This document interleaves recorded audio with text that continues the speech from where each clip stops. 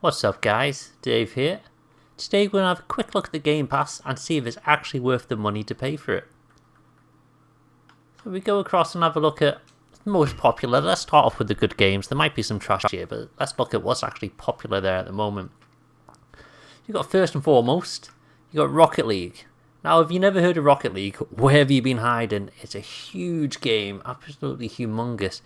It's essentially football, soccer for you Americans that's played with cars. So you get to ride around in your car, doing little boosts and aerial attacks. It's really fun. Really good to chill out with your mates and play a couple of games. It's only about 5 minutes long as well, the game, so you bash them out really quickly. Really good game. Probably not worth it just to pick up on the pass alone, as you can usually pick up on offer for the price of the pass, so a monthly pass that is as well. So it's one of the games that you need to play more to get the best out of the Game Pass, so just for that you wouldn't get it. What else do we have here? Well, we see the second game here I've got installed as well. Sea of Thieves. Come out and had a load of negativity around it. I don't know what game is really expecting. It was essentially what the trailer showed. You get to sail around, you look for treasure, you make your own fun. It didn't really claim to be anything other than that, and people were expecting more than that, which I think gamers just expect too much nowadays. But they have actually added content since then. It's well worth it. It's got some really deep sailing mechanics, and it's got the most beautiful seas you'll ever see in it. It's a really, really good game to play, especially again with friends. It's a load of fun. You get to hunt around for treasure. There's loads of other people's boats that you get to engage with and try and sink, or you find them on the island and you try and steal the treasure. It's a good load of fun to have with your mates. They are bringing in NPC boats to add a little bit more variety to it, so it's a really good game. AAA game, one of Xbox's first party ones that gone straight into the Game Pass. It's a game I wanted anyway. As you can see, I don't actually have the Game Pass at the moment. I've got about 6 months worth of passes there to install, but I'm just waiting for a couple of games to come out first, just to get them out the way before I pick it up. It's a really good game to have. Now the next game, State of Decay 2. This is another first party game that's gone directly into the Game Pass. Now it's a game that I've looked at and it looks really good. Probably not like your fully fledged AAA game where, you know, it's really polished and you can sink loads of hours into it and the graphics are absolutely on point. This is a bit different. It's kind of like, it's a zombie game where you have a little bit of base building and you got to find characters and level them up, and you got to go and just go out with friends and kill zombies. You can play by yourself, but there are co-op options to go with it as well, which looks like a load of fun. Again, it's not a game that if you just wanted this you'd pick up the pass for alone, but the first 3 games, if you wanted to have some fun with your friends, they are 3 excellent ones to have. So once we get past these, we get more down to your standard third party games. Now Fallout 4, no one really needs to know anything about that. That's been out for years. It's quite good that they've thrown it into this, but I do think it was free not so long ago with the games with gold. Even if it wasn't, it's a great game to pick up. I don't know much about Warhammer Vermintide. I know most people won't be into that unless you're actually into Warhammer. Now, if you don't know what Warhammer is, it's a tabletop strategy game where you have little characters that you play around with, and well, characters is underselling it. You have battalions of men, and you go to war against the forces of chaos and shit like that. If you're into that, which most people aren't because it's proper geeky, you might want to pick that up. When we come to some older games, now you got The Division, which I got that when it came out, wasn't worth it. Completely missold game. Jesus, they made that game look like it was going to be excellent, and it was dull as. It's a co-op online game to play with your mates. Again, it's heavily boring by yourself. They've made so many changes to it, so I don't even know where it is up to now. But I've heard that the last couple of DLCs, I think that come free as well, have really revamped the game, so it's meant to be a load of good again. Other games you got your standard Microsoft ones. You got Halo 5 and Gears of War. So if you're into those and you don't have them yet, that's excellent for you. You know, the lesser football game, that's always good fun.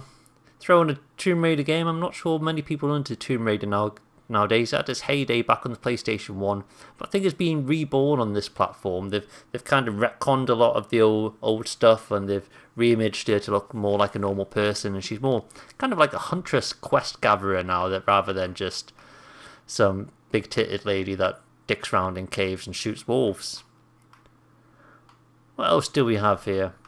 Well, I'm a big fan of sim games. So you got City Skylines, which again I've already got. It's basically SimCity. That's how you sum it up. If you ever played SimCity, it's pretty much that, but there's more depth to it. You really have to be on point with your. If you don't get your traffic right, it might seem okay to begin with, but once you hit 60, 70,000 people in your city, if you don't have your traffic systems on point, man, everything grinds to a halt. You can't attract more people into your city. Businesses start going under because they can't get goods delivered to them. It's a really tough game to play sometimes. Let's have another look. You got more Bethesda games. They've properly teamed up with Microsoft for this one. So you've got Oblivion, excellent, huge RPG game, in the Elder Scrolls series. Really good game. The main story is a bit dull. It's about Oblivion gates, and they're just dull as. You can pretty much ignore those and just explore the world of Tamriel, which is an excellent place to explore. The visuals are decent for the age.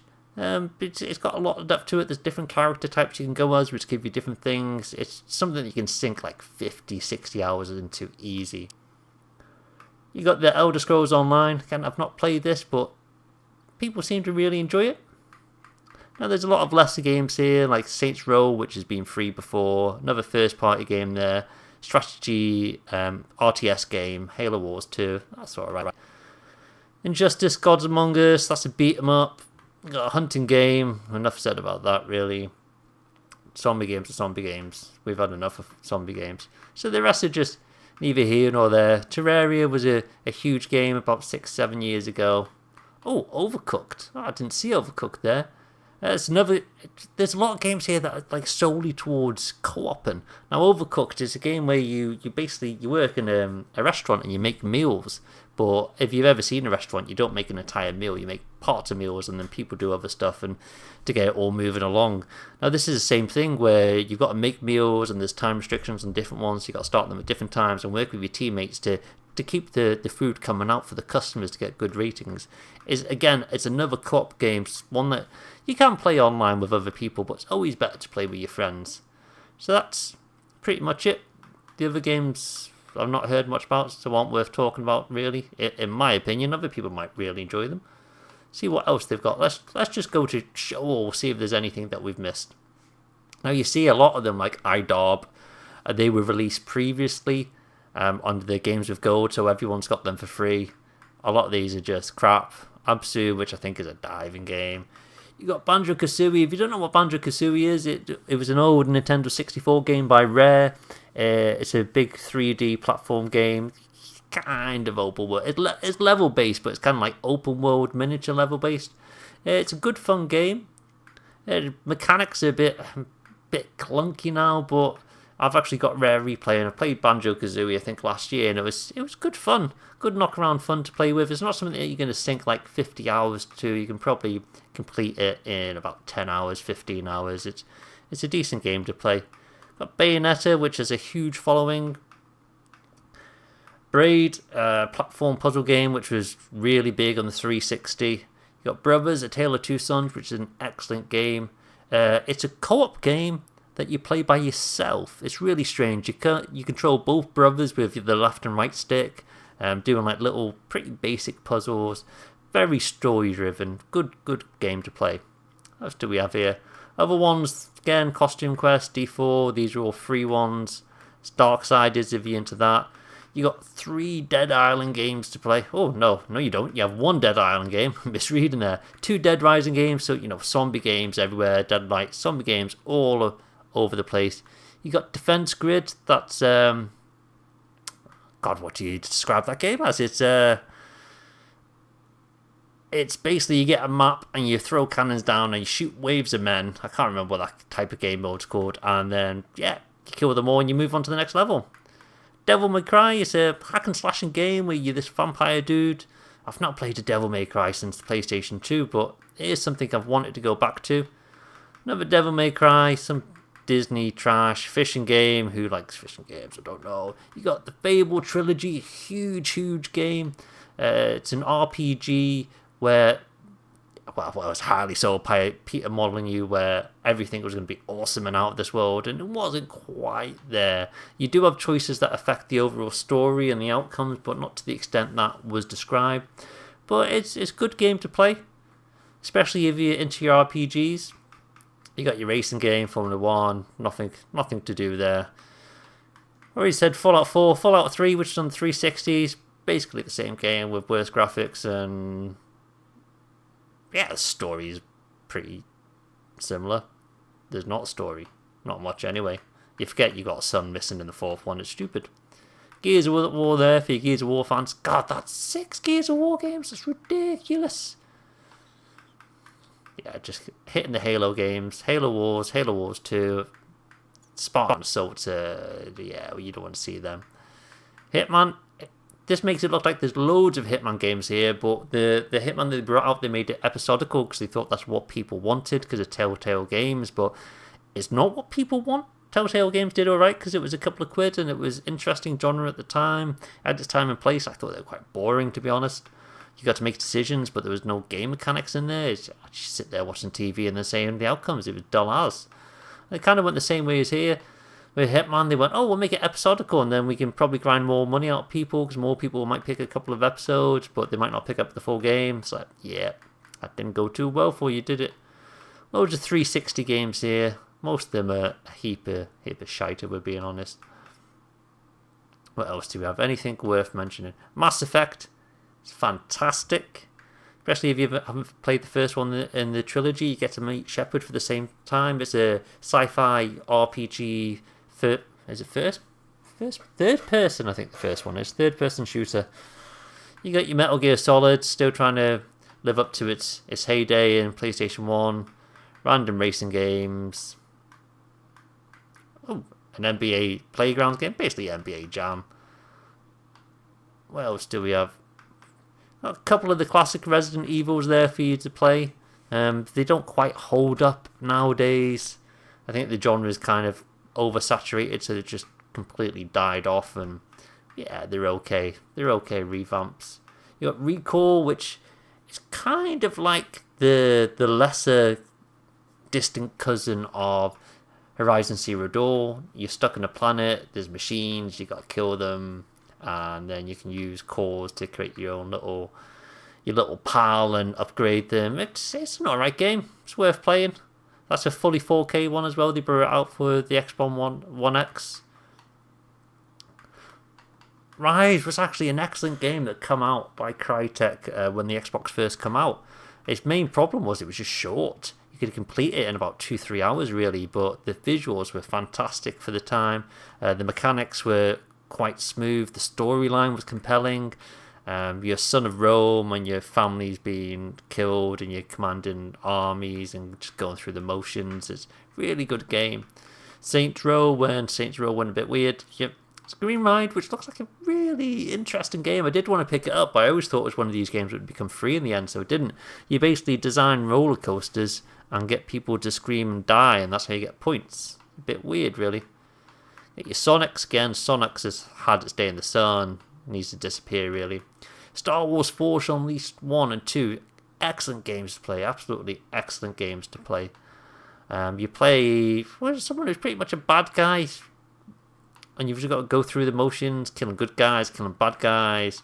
Fighting with Jedi, fighting with non-Jedi. It's a pretty cool game where you don't actually get a blaster or anything. It's literally just your force powers and your lightsabers. One of the better Star Wars games because you do have a lot of Star Wars guff that comes out that's just not worth playing. Is there anything else worth talking about? The Final Station's a cool little game. Basically, I've not played it all. I played some of it. There's been some form of apocalypse where people become like zombie-like, and you're on a train and you need to get to your final station. But along the way, you've got to help people, earn money by helping them, pick up supplies, do little missions. It's a good little game to play. The Escapist, it's basically a prison game where you dick around, do stuff themselves, and try and break out. There's not much more you can say about that, really. This Little War of Mine. It's a game I've never got around to playing. It kind of looks like it's like a little simulator post-war game where you're trying to survive and build up your little crew, and I don't know, I might be selling that wrong there, but that's what I seen and I picked it up that way. And that's pretty much all of it until you get down to Zoo Tycoon Ultimate Animal Collection. Again, it's another simulation game. I had the original. It was crippled by a zoo limit, but apparently they've removed that. So now and added loads more animals. So you've got a cool little game where you can build your own zoo. You can interact with the animals. You can drive around a little go-kart around your zoo. It's a good game to have, especially since they got rid of the zoo limit. So you can basically build a massive zoo now and not be restricted. So that's it, guys. Quite a few games there, and they add to it all the time. Is it worth picking up in the end? Well, it's up to yourself, really. I look at this, and there's a lot of games I would play. Like the Devil May Cry games, I'd play. A lot of the ones I've already got, like Sea of Thieves, the Star Wars Forces Unleashed. I'll pick up State of Decay. I wanted that anyway. Final Station. To be honest, the reason why I've not got it already is because I own a lot of the good games, and that's put me off. But there are ones that I'd play, like the go back and replay the Fables would be cool. Pick up the Dead Risings for a little bit of fun. Braid, I've never really got around to playing Braid, and that'd be cool to play. Anything else? I'd probably give the Farm Simulator a go, because I do like my sim games. Halo 5, I had a trial of that and played a couple of levels and really enjoyed it, so I'd pick that up. So I'd look at it and say, for me personally, it's worth a couple of months when I've got my back catalogue sorted out and I've got some time to play games. And there's plenty of games here, like Screen Ride that I'd play. Loads of games here that I'd go on and play. Not something that I would pick up at the moment for month on month, because, like I said, I've got loads of games to play now and I've already played most of the good ones on this. But I am a Forza Horizon fan and a Forza fan, and it will be going directly into this when it gets released in September time. So I'll be putting my 6 months worth of subscription down there. I've got some vouchers already set aside for it. And I'll be picking up then, because Forza Horizon will go straight into this. So if there's a couple of games here you like and you're a Forza Horizon fan, then I really do suggest you pick it up. There's lots of games here that you can have fun with, especially if you've got some mates that you can have co-op with. Things like Sea of Thieves, you can stick 20-30 hours into not doing anything and just having so much fun. So it's worth picking up. Again, Rocket League, another one of those. There's some co-op games here which you could sink in total 100, 150 hours in, and you'd probably played them over a 3-month period. And if you think 100, 150 hours, is it worth your 15, 20 quid that you've paid for it, your $20? Especially if you can get a voucher a lot of the time where you can pick up like 6 months for about $20. So it's probably well worth it if you got a little bit of space to play some games. So yeah, go ahead, pick one up. Especially with the up and coming Christmas sales coming up, you know you're always going to get loads thrown into it then. They're due a couple more games coming in because they recently take BioShock off, so we might be in for a couple of shocks. Go ahead and purchase it, guys. So if you liked the video, guys, make sure you hit the like button, give me a big thumbs up, subscribe to the channel, it really helps the channel. Take it easy, and I'll see you next time.